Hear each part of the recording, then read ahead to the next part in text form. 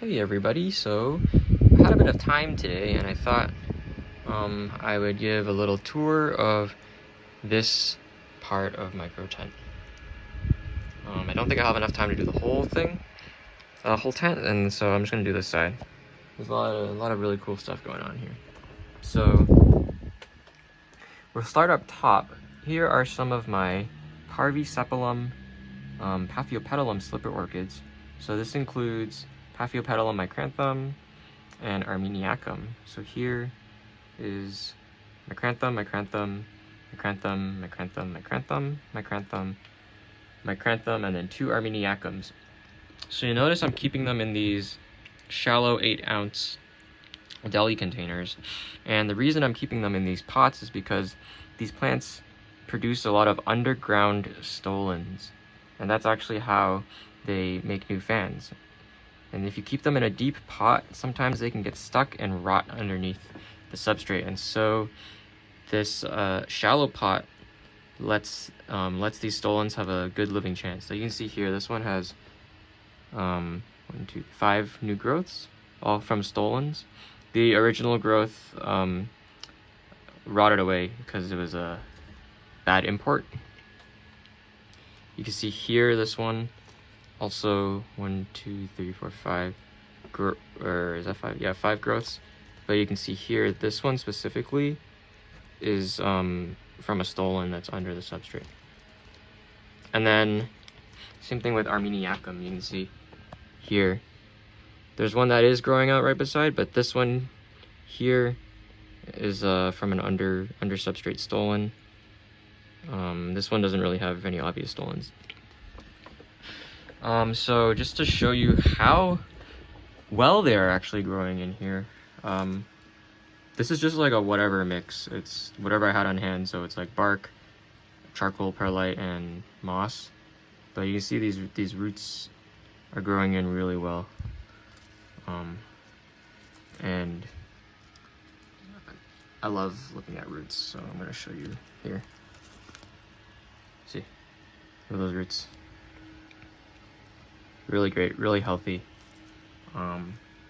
Looking forward for these new growths to get to blooming size so I can shove them outside in the winter. Alright, moving down, I've already made a video on these Dendrobium Cuthersonii, so I'm not going to go through them, but that's what these are. I have here, this is a compote of Paphiopedilum micranthums, and so this flask is from Hillsview Orchids. I deflashed them in August 2024. You can see these are also in a shallow 8-ounce container, but because I want to keep them a little more wet, they're in a bigger container of just water. And you can see that there are some awesome roots growing out from these guys. And so micranthum is, I think, notoriously slow in the hobby to get to blooming size from seedlings. But I think these guys are growing a lot faster than I expected. I think maybe like 2 years, and I can get a bloom on one of these guys. So behind here, this is Dendrobium hecuense, I think. Just finished up flowering a couple months ago, and there's some new canes starting here. On this side, another Dendrobium. This is Subuliferum. This is like a little bit rotten from shipping, but all of the new growths are nice and healthy. So we're gonna go down here now. These are the more shadier things, although it's like still a little bit bright here. That's why you can see some of the Lepanthes are a little bit burnt. But I'm gonna fix that soon by putting some plastic up here or foam to just give a little bit of shade. So we'll start in this corner. This is Lepanthes, which sold as Lepanthes clary. You can see lots of nice little orange flowers. However, I think it's unclear whether this is actually Lepanthes clary. It's been circulating around as it, but if you look at some of the type drawings and you look at photos on IOSPE, International Orchid Species Encyclopedia, the flowers don't really look like this. So this might be some sort of clary hybrid, or it could be clary or just another form of clary. We won't know for sure. This here is Lepanthes minnetii. This is recently described, I think in 2022. No blooms on this one over here, but I have divisions that have been blooming elsewhere around the tent. Up here, this is Lepanthes aculeata. Had some issues with low light, and so it got really leggy, you can see here, and so I moved it up, and hopefully these new growths here will become more normal sized. These ones flower under the leaf, so you can see these are some dried inflorescences there, but there's no flowers at the moment. Another Lepanthes, I don't know the species. But, there's a dried leaf.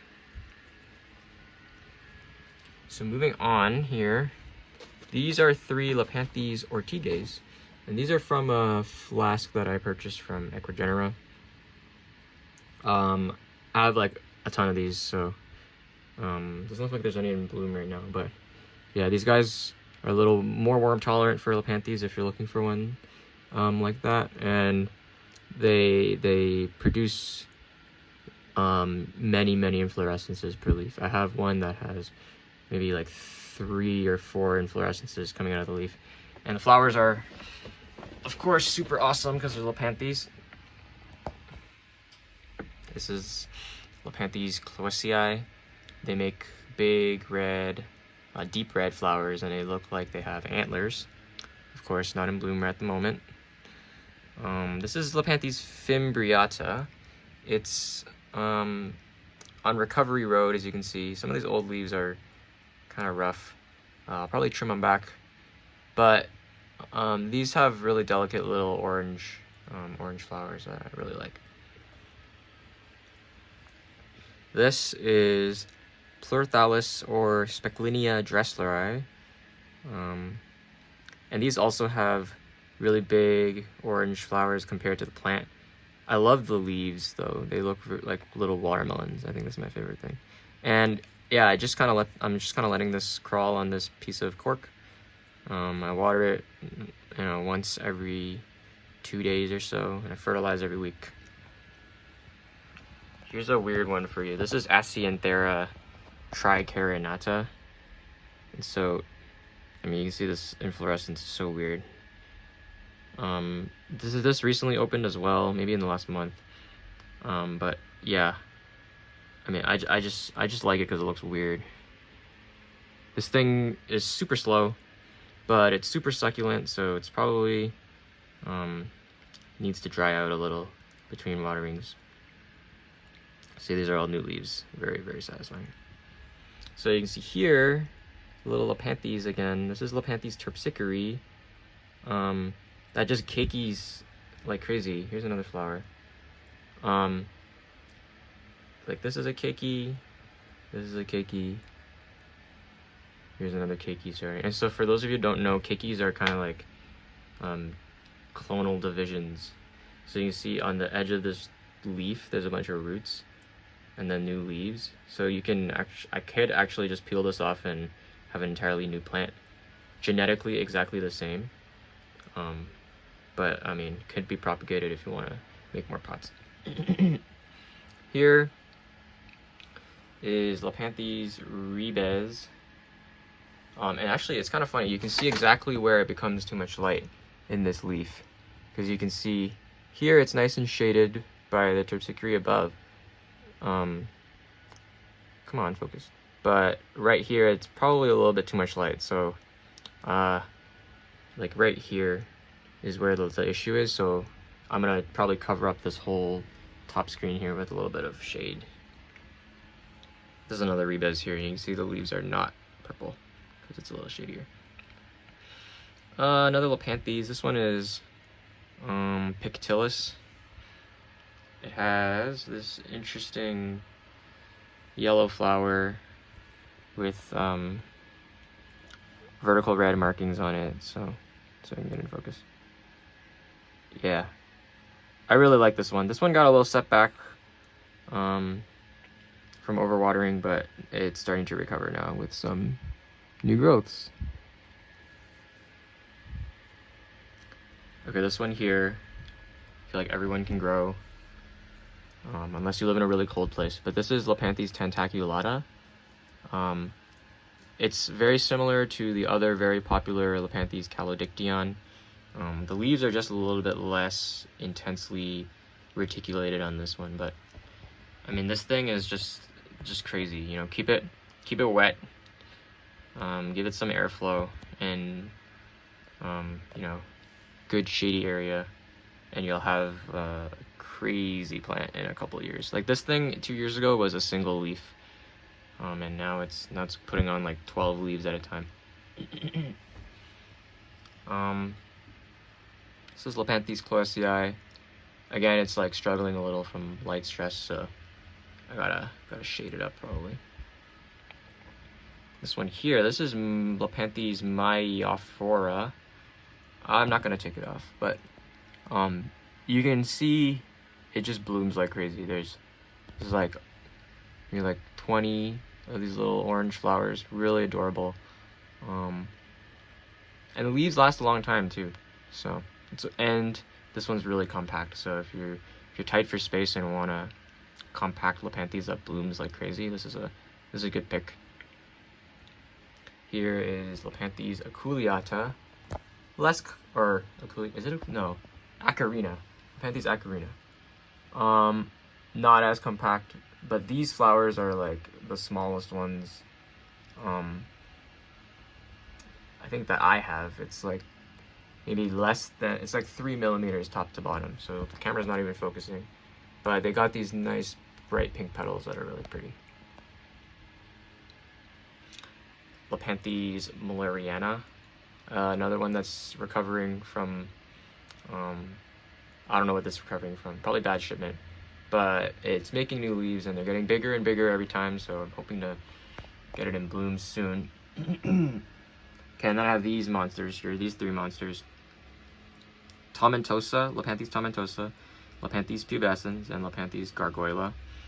Haven't bloomed tomentosa yet. I got this on eBay about a year ago. Looking pretty bad. So you can kind of see where the new growths coming from are. It's these three bigger leaves. The rest is all like old stuff. That's like pretty yellow. Very excited to see this bloom. I think the flower is very similar to this one here, Tripsicary, but it is yeah, I don't remember. I think it might be more red than Tripsicary. Pubescens, also very similar to Tripsicary, but more like brownish undertones. But I mean, these leaves are just very, very nice to look at. Camera's not quite picking up the color that great, but it's very like a nice purplish green, I guess. Kind of like, and this one's really obviously purple green. So here's my poor little Lepanthes gargoyla. That's getting burned to crap because it's too bright, like right here. And so I think this one will appreciate the shade when I give it to it. I used to grow these under some low wattage LEDs in a fridge, but I figured like my house at this point in time gets cold enough at night for me to keep these out here. These are kind of intermediate growing species, so the increase in light has really enlarged their leaves. You can see the old leaves are all these tiny little green ones. The moment it got a little more light, it makes these long leaves that start to spike. So hope to see blooms on this soon. Here's another one, Lepanthes velleziana. You can see there's a bloom there. These bloom on the underside of the leaf, but like you see the yellowing leaves. I gotta put this guy under some shade so it doesn't get too much more damage. And under here I just have like various Lepanthes that don't look great. This is Polytricha. You see this red leaf, it's too sunny, so I moved it down here. This is Dodsonii, which like has not been doing anything for me for 2 years, but for some reason now it's starting to produce the spike. Hopefully it can take this spike all the way to the flower. The last time it did it, the bud blasted right before it opened. This is Niacinii. I got this as one leaf on eBay. It was like bad shipping for the person who sold it, and then yeah, it's recovering. It has 2 spikes and that bloom occasionally, and this one's a nice big orange flower. This leaf is really red but not burnt, so that's why I'm not too concerned about this one. But yeah, this is a little concerning here. This crispiness. This is too much light. Okay, I think that's all the Lepanthes. Let's move on. This is Pleurothallis cypripedioides. You can see here, it's got like, this like weird ball-shaped flower. I think it kind of looks like the Mario plant, but it's really fuzzy, really cool, and it blooms successively, so like one after the other. Sometimes it can hold 2 flowers if this lasts a little longer. Let's put this back here. Up over here we have Pleurothallis, I think it's Medinae. It has not bloomed for me yet, but it's put out 2 new leaves since I got it. This one here, and very nice, succulent, textured leaves, I guess. Up here we have Pleurothallis phylocardioides. Should have shot this video like this morning because all of these were open, but it has these really, really pretty heart-shaped leaves. And this is like the newest one. You see how glossy it is? Look at that. So pretty, even without the flowers. And then the flowers are these little, they're cute little purple things. And they just bloom over and over and over on the same leaf. You can see here, every little one of these little black things is an old inflorescence. Yeah. Here is Masdevallia discordia. These have really weird blooms too. Maybe I can do a video when it opens, but it's a nice deep purple color, and they're like squished. They look like yeah, they just look like someone took their fingers and squished them horizontally. Masdevallia amplexa. I just moved this one up to get a little more light. Hopefully I can get some blooms on it. Here's some old spikes. But yeah, this thing is growing really well. You see the roots back there are just like having the time of their life, which is what I like to see when growing these things. This is Masdevallia, I think Mediana. I can move this down here. You can see it's getting a little bit of sun stress. Okay, I don't want to remove these, but this is another Masdevallia of some kind. I don't have the species, but again, like really nice green leaves. And there's another one here. I guess I can check this one. Curtipes. Yeah, I haven't bloomed this one yet, but yeah. Look forward to seeing it. It's growing really well. These, it's in a pot because I ran out of mounts. This one, Masdevallia maxillimax. It's like, looks like little Cheetos. This one grows really well for me. And it's like, it's been in flower since I got it, basically. This one is Masdevallia instar, and hasn't bloomed yet, but it's growing a lot of new leaves, which I like to see. This is a popular one, I think. Masdevallia nidifica. It's popular because it's small. This particular plant hasn't bloomed yet, but I have a division of it in a terrarium that has bloomed for me. And then all of these guys are Masdevallia decumanas. Yeah, some of them don't look too great. I think it might be because I had them in a really bright spot before. So now that they're here, they're doing a little bit better.